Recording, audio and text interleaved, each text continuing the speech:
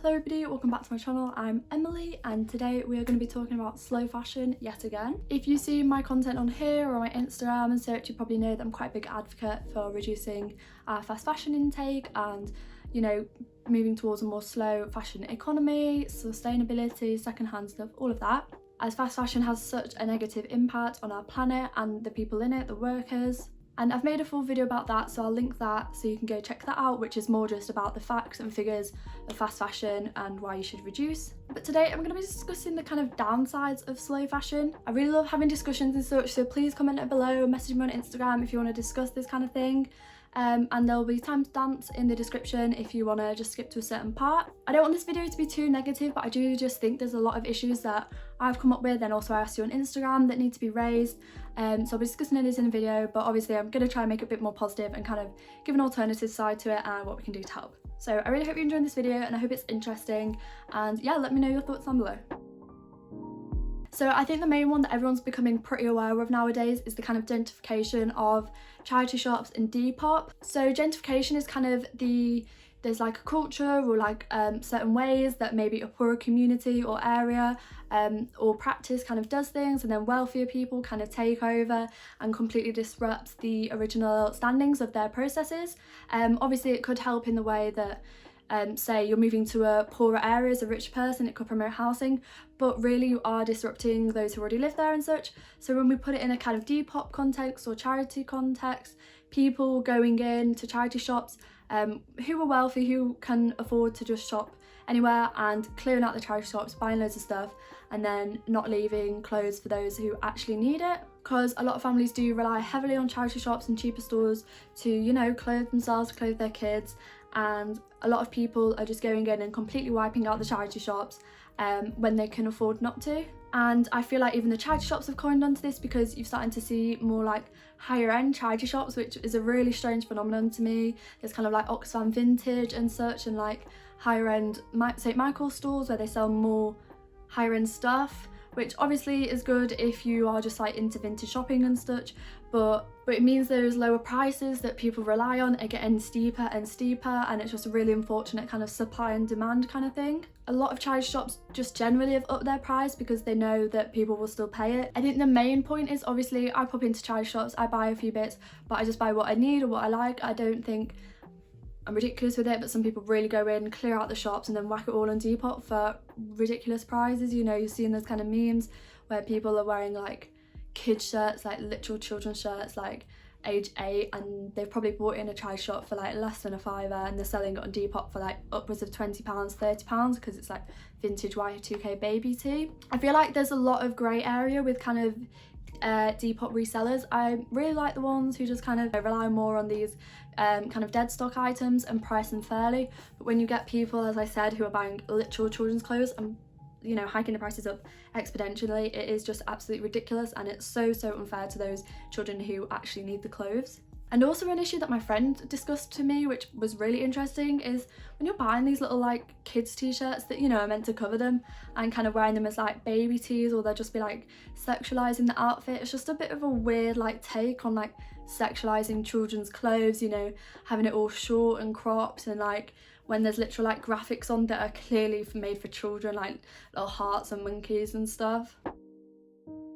But then on top of that, charity shops aren't everywhere. Like a lot of little towns may have more, some big cities may not, and vice versa. I think especially with lockdown, charity shops obviously can't be open. And also, like, I feel like I get a lot of comments from people just being like, there just isn't anything in my charity shops. And it can just be annoying when you're going in like really wanting to find stuff. You see people online finding loads of cool items and there's just nothing there for you, and it's just a real big shame. You know, they can change the shop like every couple of weeks, but if you're just going in and you're just finding nothing time after time, you're just going to be a bit downhearted, to be honest.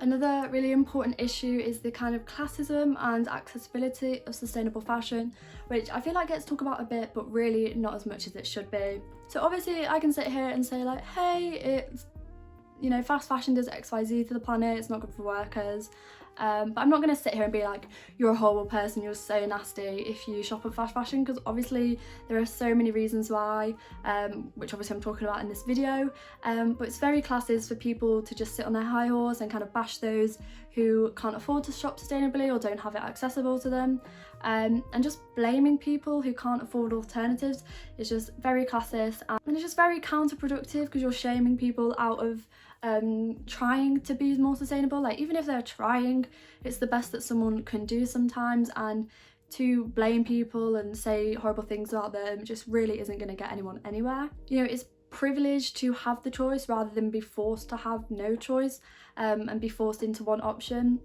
I think we should all be aware of that when we are shopping or discussing slow fashion. I think we need to always bear in mind people's situations and try educate rather than blame. A lot of people, when discussing sustainable fashion, will only kind of mention the world and the earth and the environmental impacts and that side. But you know, it is a movement about people as well, and workers, and in some ways that is way more important, because if you watch my other video or if you just heard about it, the absolute disgusting conditions that people producing clothes are in, so horrible, and you just can't even fathom that it's real when you just like put on a piece of clothing that's been made by them. And often people kind of marginalise people of colour, and they're kind of left out of the conversation when really they are the main producers of these clothes, as well as people of colour will also be the ones who are most impacted by the environmental impacts. I talked about in my last video how a lot of toxic dyes and plastics can leak into water supplies or cause pollution, and a lot of this happens in countries where it's predominantly people of colour. So not only are they being impacted by the line of work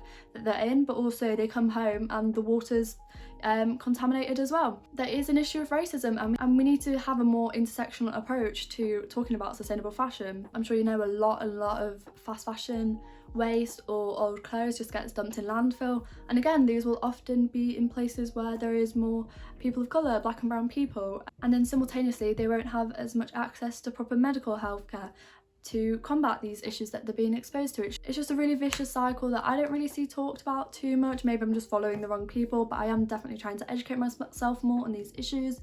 I'll leave some articles down below which help me kind of research this a bit more, but definitely go and educate yourself about that because it's such an important issue. Another thing that a lot of you kind of discussed when I asked about the downsides of slow fashion is size exclusivity. You know, it's really hard to get your exact size. Everybody is different, you know, we've all got different measurements everywhere, and you know, if you buy something on Depop, it's not like you can just send it back if it doesn't fit like you would be able to do with normal fashion. It can just be really tricky to navigate finding your exact size, and this can be especially true of like petite sizes or tall sizes, and also more importantly plus sizes are often left out of the kind of sustainable fashion, and also a lot of ethical or sustainable brands kind of say like, oh, we can't cater to bigger sizes because, you know, we don't have a big enough profit margin or the production cost is too much. And honestly, just don't sell clothes then if you can't sell them for everyone. It's just very, very unfair, and if you should be able to cater for everyone, or just don't bother at all, in my opinion. And then also basics like socks, pants, you know, you don't want to be spending so much money on like one pair of pants that's like £30, you know, the prices just get a bit silly. And then obviously you can't really buy pants and socks from Depop. I mean, you could, but personally I wouldn't want to wear pants that someone else has worn. And sometimes prices can just be absolutely ridiculous and you just convince yourself that it's worth it because it's sustainable and it's cool and it's on Depop and stuff. But really, if you take a step back, it's a t-shirt that's, you know, just a bit plain and worn in, worth, you know, like the £40 price tag that might be on it. And if you're lower income, if you're a student or just anyone who has a lower income, it can just be hard to sacrifice, make the sacrifice sometimes to pay a bit more to get sustainable. And then we've got ethical brands who sell first-hand fashion, but maybe with recycled material, or their prices are a bit higher to ensure that workers are being paid properly. But there can also be downsides to this. I think most obviously is the price. The price obviously has to be high to pay for the fabric, to pay for the workers properly, but we have been kind of conditioned as a society to kind of expect lower prices, which has just happened throughout the years as clothing prices have dropped so much. So when we see these ethical brands, it kind of can put you off a bit, the high price tag. Often the quality is so much better and it is a big investment that will last much, much longer. But I think when you're just used to buying such like £5 tops and things like that, it can just throw you off a bit. And often the clothes are just really plain, like they're just boring. Like, why would you spend nearly £50 on a t-shirt that's you know, just a little bit shit looking. And a big issue, I talked about greenwashing in my fast fashion video too.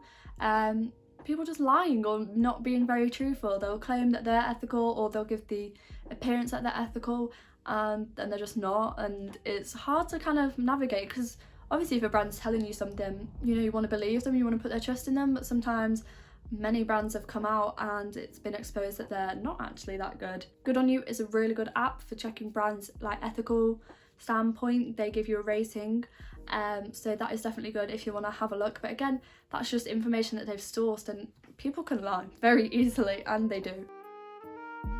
And finally, just social expectations of always being on trend play a huge role in our need and, you know, giving in to fast fashion. There's always expectations just to be on trend, looking cool, like posting your clothes on Instagram, and it's often hard to be on trend and sustainable, because as well as shopping sustainably, slow fashion is slow. It's about buying less items perhaps, and just like making use of what you actually have in your wardrobe. And trends go in and out by the week. You know, you could just sit there and say, well, just wear what you want, it doesn't have to be on trend. Sometimes it's hard, like you want to look cool, you want to be in the know, in the trend, and yeah, slow fashion doesn't really help that as such. I know I'm quite bad, I do buy a lot of clothes, but at the same time I do get rid of a lot, well not get rid, pass on a lot, so I'm keeping the kind of cycle going. But it can be really hard to find on-trend pieces, especially when they're on trend and on Depop. The people can just hike up the prices so much. You know, the whole brown North Face puffer thing, people selling them for nearly 500 quid just because they're on trend, like, it's crazy. But obviously all those issues are so important, and we really need to discuss them and take a look at them. But I've got some kind of suggestions, or just ways we can try reduce them as a collective. So don't feel too guilty that you're shopping in charity shops even though you can afford not to. There is so much clothes in charity shops, like you don't even know. You always see that people, charity shops have signs up saying like they can't accept donations right now because they have so much stock, and the stock rotates. They're constantly getting so many clothes. You just don't buy a ridiculous amount of clothes that you're never going to wear. And as I said, just keep the cycle going. If you buy a few new tops, try sell a few old tops, and then you're just keeping this like circular fashion economy going, rather than it just being linear. You know, the item's made, it's worn, and it's at its end of its life. You know, give it away, give it to charity, try sell it on Depop, try sell it Vinted and such. And yeah, we can just keep this ball rolling of passing clothes along, especially when they're good quality. They last a lot longer and can have so much more wear out of them than maybe you just have in your lifetime. I think when you have the option to, always try look for the sustainable option first, and then if you can't really find what you're looking for, start to look to an alternative. I've done that. I think as long as you've kind of looked at the other options and thought about them more, that can be such a big first step into reducing your fast fashion intake. If you do have a car available to you, or bus, you know, go around a few estates, go around a few towns and have a look what the different charity shops can have.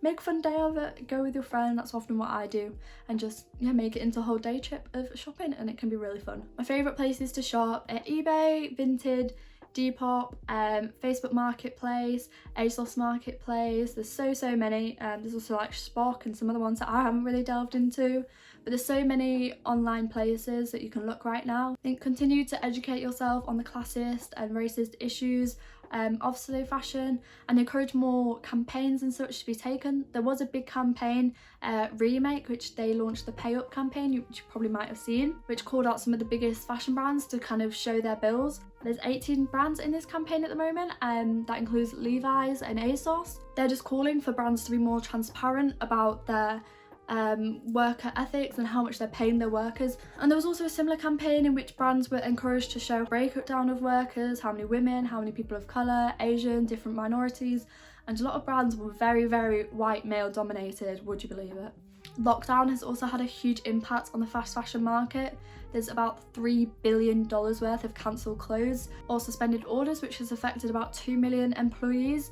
And you know, the workers have just been left in the dark, and we really need to campaign for better ethics and pay for these people. I'm sure you're aware the internet has so much power, and people listen when you get big voices out there, and as an online community it's so important to raise awareness about the size exclusivity of fashion. Expressing your dismay online can really go a long way nowadays, and especially if you get a lot of wind under wind under your sails and get a lot of people talking about it. It can really make a difference. Small independent brands are so much better than these big brands. They have such sick pieces. There's so many on Depop, on Instagram, on Shopify, which just sell cool limited clothing, so not many people will have clothing like you. They're normally handmade, really cool designs, really innovative, and when you get it, the packaging is just so much nicer. They always send like a little note or like stickers and stuff, and it's just such a much nicer experience opening a package from a smaller company than just like a big company who really just don't care and just want your money. It really just puts a smile on my face when they send a little note and little business card and such. So definitely try to support independent businesses, and there's so many online. There's so many cool, you know, DIY and homemade clothing, jewelry, everything. There's so many cool homemade jewelry and tops and just everything. You can find so much handmade on Depop and Etsy and everywhere. As I said, it's really hard to research ethical brands, and often they can lie. Good on You is a good app, as I said, but I think just try stay on top of your research, and it is just really hard because they can just write anything on their site. So don't feel bad if maybe you thought someone was more ethical than they actually were, because obviously they're going to want you to think they're ethical so you continue shopping at them. But like, pay up. We need to encourage more brand transparency, which is hard with these massive brands who really just want your money. But as I said, the internet is an amazing thing, and I think slowly we're breaking down these bigger companies to have better morals. Finally, you don't have to be on trend. Trends are exactly that. They're trends. They come and go. Some of them literally last like a week, some of them last a bit longer, and I know I can just sit here and say dress how you want, but it can be hard. But as long as you're happy and you feel good, who cares? Literally, who cares? Look in the mirror in the morning, you think you look banging, go out the house, no one cares. And if they do look at you funny, sustainable and slow fashion is one of the best ways to help save our planet. And there's many downsides, as I discussed, but if we work together as a community and combat them and work together, we can really build a way and pave a way to more ethical fashion community and consumer mindset. So I really hope you enjoyed this video. Maybe you learned something, maybe you didn't, maybe you just want to discuss with me. Let me know any other issues you think I could have discussed in here, or just any points you have to add in general. All my social media will be linked down below. I really hope you enjoyed, and if this sit down kind of serious type of video isn't really a vibe, I have loads of other videos you can check out, more fun stuff, and I hopefully have a lot more videos on the way. So yeah, really thank you for watching, thank you for joining me today, and I will see you in the next one. Goodbye.